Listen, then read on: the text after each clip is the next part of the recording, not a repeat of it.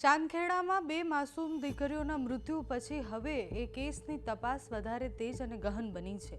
અત્યાર સુધી પ્રશ્ન હતો કે ખીરું ખાઈને એ બાળકીઓનું મૃત્યુ કેવી રીતના થયું, આખો પરિવાર કેવી રીતના એક ખીરાના કારણે મૃત્યુ સુધી પહોંચ્યો અને પરિવારમાં સૌથી પહેલા શંકા માતા પિતા પર થઈ।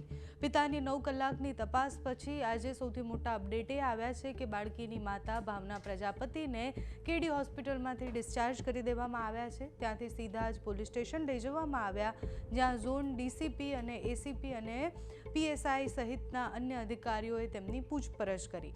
જ્યારે સાંજે એફએસએલનો રિપોર્ટ પણ આવી જશે અને તમામ શંકાઓ જે હતી એ રિપોર્ટ પછી ખબર પડશે કે ખરેખર મૃત્યુનું કારણ શું છે।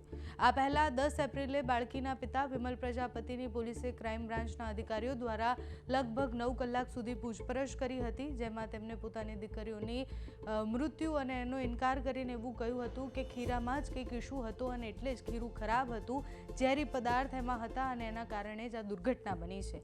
બીજી તરફ પોલીસ તમામ બાજુથી તપાસનો પ્રયત્ન કરી રહી છે, એટલે પોલીસ એ બધી જ શંકાઓ જે છે એના ઉપર તપાસ કરી રહી છે કે માતાને પુત્ર જોતો હતો એટલે આ કરવામાં આવ્યું છે કે કેમ, કે પછી કોઈ આર્થિક સંકળામણને કારણે, કાં તો પછી આખો પરિવાર એવું વિચારતો હોય કે એ આર્થિક સંકળામણમાંથી બહાર નહીં નીકળી શકે એટલે આ રસ્તો અપનાવ્યો હોય। એ બધી જ તપાસ થઈ રહી છે। 11 એપ્રિલે ઓસ્ટ્રેલિયાથી આવેલા બાળકીના કાકા અને ફોઈની પણ પોલીસે તપાસ કરી છે, તેમજ દાદા દાદીના પણ નિવેદન લેવામાં આવ્યા છે। આ સમગ્ર કેસમાં શરૂઆતમાં ઢોસાના ખીરાને જવાબદાર માનવામાં આવ્યું હતું, પરંતુ હવે પરિસ્થિતિ અને પૂછપરછ તપાસ એક અલગ દિશા તરફ જઈ રહી છે। પોલીસ જેમ જેમ અલગ એંગલથી તપાસ કરે છે એમ નવા રહસ્યો ખુલતા આવ્યા છે। હવે નજર એફએસએલના રિપોર્ટ પર ટકેલી છે।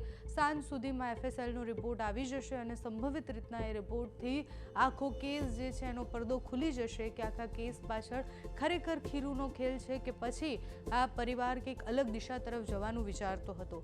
કારણ કે સૌથી પહેલાં જ્યારે માની ડાયરી મળી ઘરમાંથી, એટલે એ બંને દીકરીઓની મમ્મીની ડાયરીમાં લખેલું હતું કે જો પુત્રની પ્રાપ્તિ થશે તો એ શિવજીના મંદિરે જઈ અને જે પણ માનતા છે પૂર્ણ કરશે। એ ડાયરી પછી પિતાની પૂછપરછ 9 કલાક થઈ અને પૂછપરછમાં તમામ પાસા પર પોલીસે પૂછ્યું કે ખરેખર ઘરમાં કોઈ પરિસ્થિતિ ખરાબ હતી, ઘર કંકાસ હતો કે બીજી કોઈ એંગલથી પણ આ થયું હોય, તો પિતાએ સતત ના પાડી કે એવું કશું જ નથી થયું।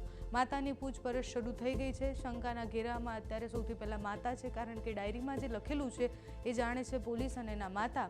હવે માતાના પૂછપરછ બાદ શું સામે આવે છે, આજે એફએસએલનો રિપોર્ટ જે આવે છે એમાં શું આવે છે એ પણ જોવાનું રહ્યું। તમારું આખા કેસને લઈને શું માનવું છે અમને કમેન્ટ્સમાં જણાવજો। અત્યારે આ વિડીયોમાં બસ આટલું। જો તમે અમને યુટ્યુબ પર જોઈ રહ્યા હોય તો સબસ્ક્રાઈબ કરજો, ફેસબુક પર જોઈ રહ્યા હોય તો ફોલો કરજો, અમારા વિડીયોને લાઈક અને શેર કરજો।